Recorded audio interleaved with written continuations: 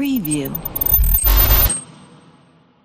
Pagi itu di sebuah kompleks perumahan mewah di sebuah kota kecil di negara bagian Missouri, suasana terasa sejuk dan tenang.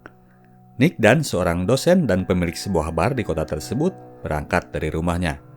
Mampir sebentar ke bar tempat usahanya, Nick pun pulang lagi menuju rumah. Pada saat pulang itu, Nick mendapati bahwa pintu rumahnya dalam keadaan tidak tertutup rapat dan istrinya sudah tidak berada di dalam rumah. Padahal istrinya itu adalah orang rumahan tulen. Nick tambah heran lagi ketika dia melihat meja kaca di ruangan tamu berada dalam kondisi terbalik, pecah, hancur, berantakan. Istrinya itu juga nggak bisa dihubungi. Segera ia menghubungi polisi setempat untuk melaporkan kejadian tersebut. Dia was-was akan kemungkinan adanya kejadian yang tidak diinginkan terhadap istrinya yang bernama Amy. 2 orang polisi pun datang untuk memeriksa rumah Nick, dan selain meja yang hancur tadi, mereka tidak menemukan adanya tanda pendobrakan pada pintu dan bagian rumah yang lain dan bentuk kekerasan lainnya. Masuk ke ruang kerja Amy, Detektif Rhonda kaget. Ternyata istrinya Nick ini adalah si Amazing Amy, anak emas Amerika yang sangat terkenal karena kecerdasannya. Dulu di usianya yang masih bocil, dia sudah menjadi penulis buku cerita yang produktif, sehingga publik Amerika menjulukinya dengan sebutan Amazing Amy, yang terus melekat hingga saat ini. Penyelidikan dilanjutkan, mereka menemukan ada sebuah gaun yang ditinggalkan di meja setrika. Nick menduga bahwa istrinya sedang siap-siap, karena malam itu mereka akan merayakan hari jadi pernikahan mereka yang kelima. Sampai kemudian Detektif Rhonda menemukan bercak darah pada rak lemari di ruangan dapur. Kecurigaan mulai timbul. Nick kemudian memberikan keterangan lanjutan di kantor polisi. Dia benar-benar berbicara apa adanya dan sangat ingin membantu tugas polisi agar bisa menemukan istrinya. Polisi seperti biasa menanyakan pertanyaan-pertanyaan yang rutin tentang profil istrinya. Dari keterangan yang diberikan Nick, istrinya tersebut tergambarkan sebagai orang yang selalu sibuk sendiri di rumah, menulis dan membaca. Sang istri tidak memiliki teman satupun di kota mereka, meskipun sudah 2 tahun mereka tinggal di Missouri. Sebelumnya pasangan suami istri itu tinggal di kota asal sang istri, di kota New York. Di kantor polisi ini, akhirnya Nick mengabari mertuanya, orang tua Amy, tentang menghilangnya Amy dari rumah mereka. Malam itu karena polisi akan melakukan penggeledahan terhadap rumahnya, Nick pun menginap di rumah Margo, saudara kembarnya. Margo sangat khawatir dengan nasib Amy, meskipun dia sendiri mengaku nggak begitu nyaman berada dekat-dekat Amy. Menurut Margo, Amy memiliki kecenderungan untuk selalu memicu sebuah drama. Namun demikian, dia tetap concern dengan kondisi istri abangnya itu. Malamnya, Detektif Rhonda sampai di rumah Nick untuk mengawasi investigasi yang sedang dilakukan oleh timnya. Dalam perjalanan masuk rumah, tiba-tiba seorang ibu hamil yang bernama Noelle Hawthorne, dia mengaku sebagai teman dekat Amy, datang dan memanggilnya. Rhonda kaget karena yang ia dengar dari pengakuan Nick, Amy sama sekali nggak punya teman. Ibu hamil ini ingin memberikan keterangan tentang Amy, namun saat itu Rhonda masih fokus dengan investigasi yang sedang dilakukan terhadap rumah Nick. Pencarian jejak-jejak kasus dilakukan terhadap segala sudut rumah, tapi di kamar tidurlah seorang petugas menemukan sebuah petunjuk. Sebuah amplop yang ditulisi dengan keterangan Clue 1, petunjuk 1. Hari pertama menghilangnya Amy, Nick ditemani Margo datang ke kantor polisi karena mertuanya sudah tiba di sana. Sebagai orang tua dari seorang public figure, mereka merasa harus memberikan konferensi pers. Kepada media, kedua orang tua Amy secara resmi menyatakan bahwa anaknya sudah menghilang dari rumah. Mereka kemudian mengumumkan jalur hotline yang bisa dihubungi oleh masyarakat apabila ada yang mengetahui atau bisa memberi keterangan tentang keberadaan anaknya. Selanjutnya, kedua orang tua Amy memberikan keterangan di kantor polisi. Mereka mengungkapkan tentang 2 orang di masa lalu anaknya yang ada potensi untuk berbuat jolim. Yang pertama adalah Desi Colling, teman SMA Amy. Dia ini sangat terobsesi dengan Amy. Desi Colling pernah mencoba untuk melakukan bunuh diri ketika ia diputusin oleh Amy. Yang kedua adalah Tommy O'Hara, yang baru diputusin oleh Amy 8 tahun yang lalu. Tommy ini sering melakukan kekerasan seksual sehingga Amy harus lapor polisi dan kemudian pengadilan mengeluarkan keputusan untuk melarangnya berada dalam jarak yang dekat dari Amy. Selesai pihak mertua memberikan keterangan, Detektif Rhonda kemudian memanggil Nick. Dia menunjukkan amplop yang kemarin ia temukan di kamar tidur mereka, sebuah amplop dengan tulisan keluhan tadi. Nick menyebutkan bahwa Amy senang membuat teka-teki untuk menunjukkan tempat hadiah anniversary mereka disimpan. Tradisi itu mereka lakukan tiap tahun. Nick mencoba memecahkan petunjuk satu. Sepertinya dia tahu lokasi yang dimaksud dalam teka-teki. Mereka kemudian mendatangi tempat yang dirujuk dalam teka-teki yang merupakan ruangan kerja Nick di kampus tempat Nick ngajar. Di situ mereka menemukan amplop kedua, ditulis dengan keterangan Clue 2. Sementara Nick membaca teka-teki di amplop, detektif Ronda lihat-lihat sekitar dan menemukan satu pucuk celana G-string di atas rak buku. Nick menyangkal bahwa dia mengetahui pemilik G-string tersebut. Dia juga mengaku gak ngerti dengan teka-teki di amplop kedua. Kemudian, tanpa ditemani oleh kedua detektif, Nick mendatangi rumah orang tuanya. Clue yang ditunjukkan di amplop kedua tadi, yang ia mengaku bahwa ia gak ngerti, ternyata merujuk ke rumah orang tuanya ini. Dan memang, di sana sudah nangkring amplop ketiga. Tidak lama kemudian, suara sirine mobil polisi terdengar. Rupanya para polisi tadi diam-diam membuntuti Nick. Oleh karena itu, Nick segera menyembunyikan amplop ketiga tersebut di dalam saku celananya. Ternyata, Nick sedang menyembunyikan sesuatu. Kepada detektif Ronda, ia bilang bahwa ia hanya ngecek rumah doang, karena hal itu rutin ia lakukan seminggu sekali. Dia pun kemudian mengantar kedua polisi tersebut untuk keluar dari rumahnya. Hari kedua menghilangnya Amy, Nick datang ke hotel tempat menginap kedua orang tua Amy yang kini sudah rubah fungsi menjadi Amy Center. Sudah banyak orang yang berkumpul di tempat tersebut untuk menjadi relawan pencari Amy. Posisi Nick kini sudah semacam selebriti. Dia menjadi pusat perhatian semua orang. Seorang tante malah minta selfie bareng dengannya, seakan momen itu adalah sebuah momen perayaan. Sementara para relawan memulai pencarian ke setiap sudut kota. Foto selfie tadi mulai tayang di acara gosip televisi, mengiringi kabar tentang menghilangnya Amazing Amy. Pada waktu yang sama di lokasi lain, detektif Ronda melakukan investigasi ke lingkungan kaum tunawisma di kota tersebut. Keterangan dari seorang yang mereka kenali, orang itu ternyata pernah bertemu dengan Amy. Saat itu, dengan ekspresi seperti gelisah dan ketakutan, Amy datang kepadanya dan meminta dicarikan pistol. Namun orang tersebut tidak bisa memenuhi permintaannya. Barang dagangan yang dia punya cuma genjos dan narkoba. Pulang dari Amy Center, Nick pun beristirahat di rumah Margo dan kemudian sebuah SMS masuk ke selponnya. Pengirim SMS mengabari bahwa ia sedang ada di luar rumah. Nick pun memeriksa keluar, ternyata orang itu adalah Andy, mahasiswinya di kampus tempat dia ngajar. Nick ternyata punya selingkuhan. Andy melihat kabar yang heboh soal Nick di televisi dan dia pun kemudian merasa khawatir. Nick mewanti-wanti bahwa mulai hari ini mereka jangan pernah ketemu dulu sampai dirasa kondisi sudah aman. Andy pun setuju, tapi dia pengen kangen-kangenan dulu untuk yang terakhir kalinya sebelum mereka pisah lama. Mereka pun cocok tanam di atas sofa. Hari ketiga menghilangnya Amy, Nick dan Andy ketiduran di atas sofa dan bangun kesiangan. Saat Andy sudah pergi, Margo yang rupanya sudah melihat mereka berdua mendamprat Nick karena sudah melakukan perselingkuhan. Hal itu selain merupakan perbuatan yang berdebah, juga akan membawa Nick pada posisi yang sulit apabila nantinya perselingkuhan mereka diketahui oleh publik. Opini publik akan menyudutkan Nick pada kasus menghilangnya Amy. Berita menghilangnya Amy memang kini sudah jadi santapan media.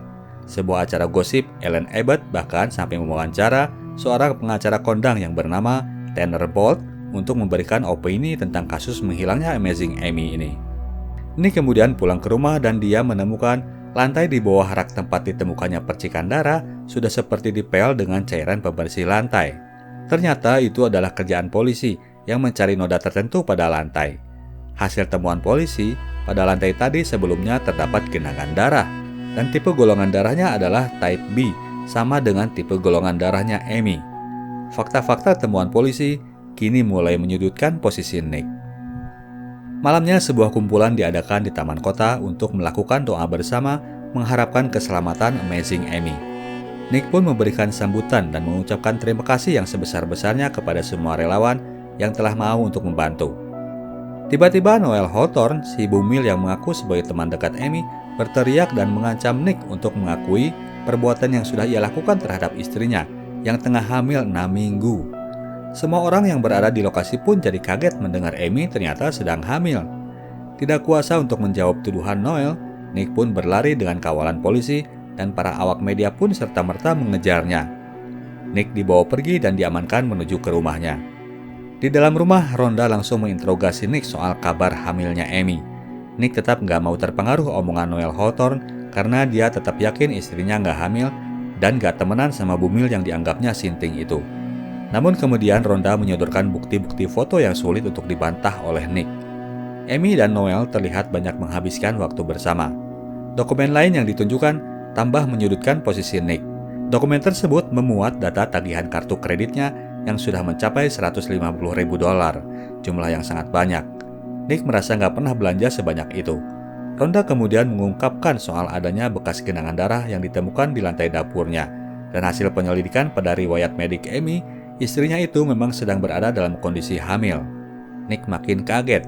Rhonda menduga bahwa Nick sendirilah yang telah melakukan kekerasan terhadap istrinya yang sekarang sedang menghilang. Merasa disudutkan, Nick pun jadi marah. Mulai saat itu, dia hanya mau bicara dengan ditemani oleh pengacara. Beres diinterogasi Rhonda, kini Nick menghadapi interogasi dari Margo. Saudari kembarnya itu pengen Nick bicara jujur kepadanya. Nick menuturkan bahwa Amy nggak hamil, karena menurutnya Amy memang nggak bercita-cita punya anak. Hal tersebut ditambah lagi sifat Amy yang selalu ingin mengontrol, yang membuat Nick nggak betah lagi tinggal bersama Amy. Namun tentang menghilangnya Amy, lagi-lagi ia meyakinkan bahwa ia nggak tahu sama sekali. Nick bersumpah bahwa ia tidak membunuh istrinya sendiri. Terjebak di dalam rumah karena dikepung oleh para awak media, Nick kemudian teringat dengan amplop ketiga yang belum sempat ia buka. Nick berusaha untuk memecahkan teka-teki amplop ketiga, dan ketika dia berhasil memecahkannya, dia pun kabur lewat pintu belakang menuju rumah Margo. Amplop ketiga itu merujuk pada sebuah gudang kecil di rumah Margo, dan di sanalah dia menemukan bingkisan hadiah anniversary-nya yang kelima, beserta barang-barang elektronik lainnya yang merupakan barang-barang yang telah dibelanjakan dengan kartu kredit atas nama dirinya. Kita ikutin pergerakan detektif Rhonda yang masih penasaran dengan kasus Nick ini. Dia mendatangi lagi rumah orang tua Nick. Rhonda masih penasaran, ngapain tempo hari Nick datang ke rumah rombeng ini. Di rumah itu ternyata ada sebuah basement, dan di sanalah ada sebuah tungku kecil pembakar sampah. Rhonda menemukan sebuah buku yang terbakar sebagian, namun isi dalamnya masih utuh. Sebuah buku diary milik Amazing Amy. Sementara orang-orang ribut mengkhawatirkan dirinya, Amy sendiri berada dalam kondisi yang asyik, jalan sendiri, pergi kabur dari Missouri. Amy merasa lega akhirnya dia bisa lepas dari suaminya. Amy rupanya pernah memergoki suaminya ini selingkuh, dan itu telah dilakukan di bar milik mereka, tempat yang dibeli oleh uang Amy. Amy merasa bahwa suaminya, si tukang selingkuh yang pemalas dan udah merotin uangnya pula, telah menginjak-injak harga diri dan kehormatan dirinya, dan hal itu menurut standarnya yang tinggi adalah sebuah pembunuhan. Sebelum menikah, Nick yang datang dari kalangan masyarakat kelas 2 di Amerika adalah orang yang selalu ingin membuktikan bahwa dia pantas untuk menikahi Amy yang datang dari keluarga kaya kelas 1, tipikal kelas masyarakat yang berseni dan berbudaya. Keluarga Amy keluarga yang selalu mengejar prestasi. Namun setelah menikah, Nick jadi muncul sifat aslinya yang pemalas. Itulah awal mula terjadi cekcok di antara mereka yang berujung pada kaburnya Amy sekarang. Oleh karena itu, Amy sudah merancang agar nantinya Nick dijatuhi hukuman mati atas kasus pembunuhan terhadap dirinya. Semua yang tadi terjadi terhadap suaminya ternyata hasil rekayasa Amy yang dirancang dengan sangat matang menerapkan disiplin tingkat tinggi. Pertama yang dilakukan oleh Amy adalah kenalan dengan emak-emak lemot di dalam kompleks. Emak-emak yang terpilih adalah si Noel Hawthorne tadi. Amy mencekoki Noel dengan curhatan yang menimbulkan kesan seakan-akan Amy ini adalah korban dari kekerasan suaminya yang bengal. Lalu Amy juga merancang seakan-akan suaminya punya masalah dengan keuangan karena tagihan kartu kredit dan judi online. Berikutnya adalah membuat sebuah kesan kehamilan. Amy mengundang si bumil Noel Hawthorne, nyekokin si tante itu pakai jus lemon biar tuh bumil jadi beser, lalu air pipis si bumil ia ambil dan simpan untuk dijadikan riwayat medik dirinya. Lalu pada hari kejadian, selepas suaminya pergi, Amy membuat seolah-olah telah terjadi kekerasan di dalam rumah, lalu mengambil darahnya sendiri untuk kemudian ia lulurkan di sekitar lantai dapur, lalu dia bersihkan lagi namun dengan serampangan agar nantinya bisa ditemukan oleh polisi. Yang paling krusial adalah testimoni dari semua rangkaian kejadian yang telah terjadi. Sebagai seorang Amazing Amy yang jago merangkai cerita, Amy menulis sebuah diary yang ia rancang dari momen mereka pertama ketemu, yang mana kejadiannya masih aktual hingga saat momen terakhir sebelum hari dia menghilang. Bagian yang dikarang dimulai ketika masalah terjadi pada pernikahan mereka.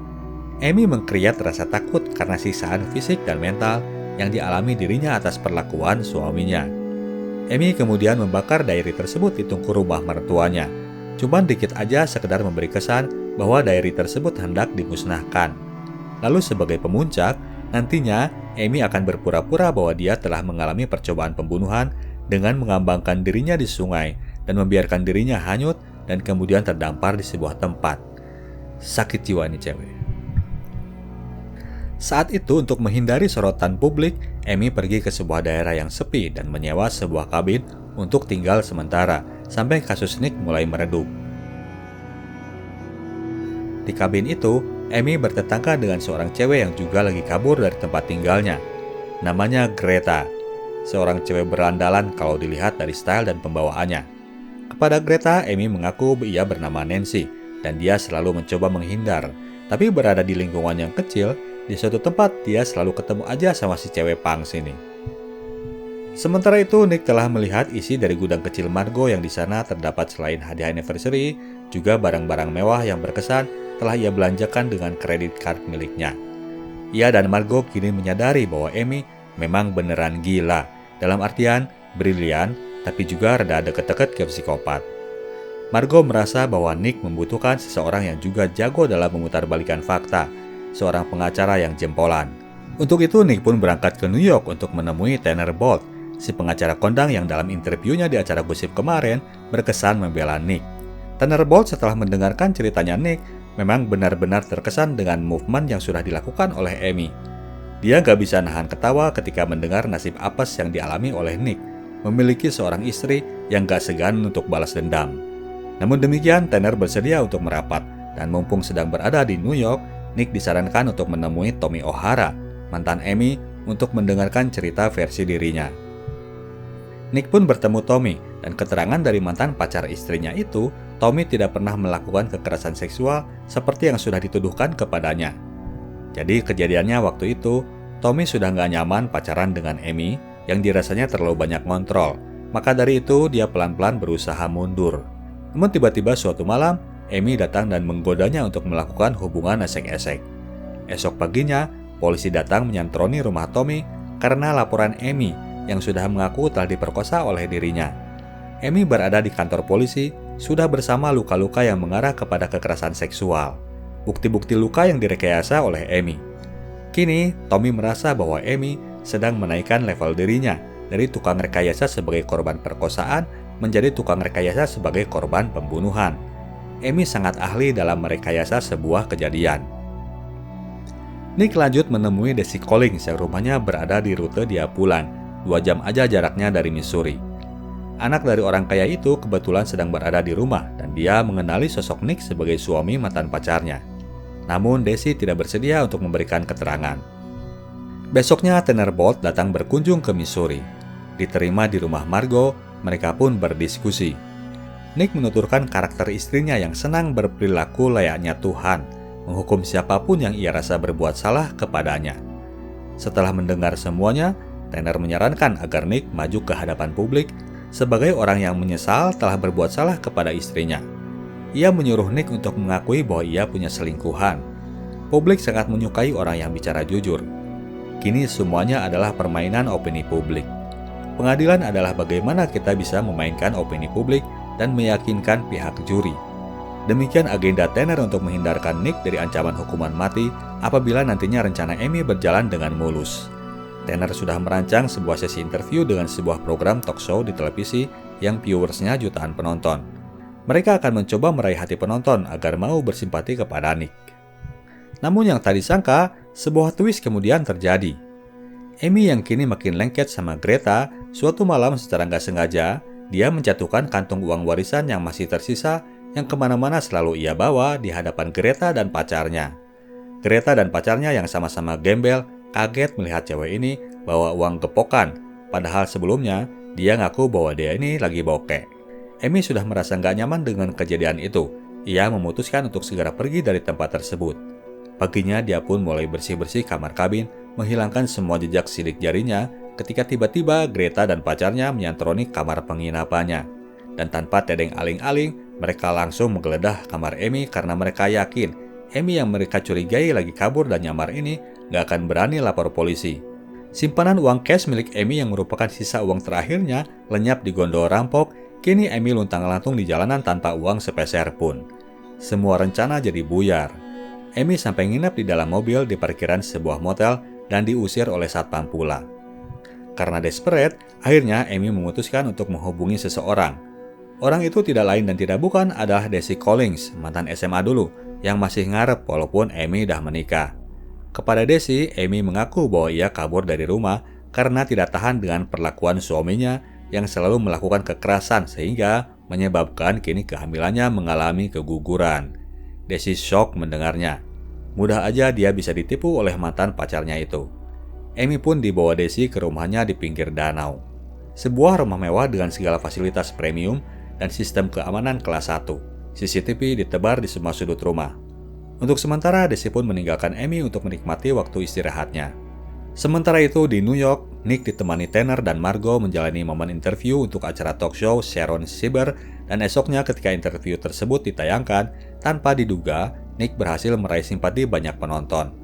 Hal itu terlihat dari berbagai komentar yang dilayangkan pada kolom komen halaman streaming acara tersebut. Siaran televisi itu disaksikan juga oleh Amy dan Desi di rumah danau. Desi tapi jadi bete. Dia yang masih ngarep berharap agar Amy mulai melupakan Nick. Dia pun mematikan televisi dan melarang Amy untuk menyaksikan semua tayangan yang berhubungan dengan kasus tersebut. Amy kini mengerti bahwa dirinya kini sedang berada dalam kurungan seorang lelaki yang masih terobsesi terhadapnya. Suasana lega masih dirasakan Nick dan Margo ketika kemudian saat itu juga detektif Ronda datang dengan surat perintah penggeledahan. Mereka mendapatkan info agar mereka memeriksa isi gudang kecil di rumah Margo.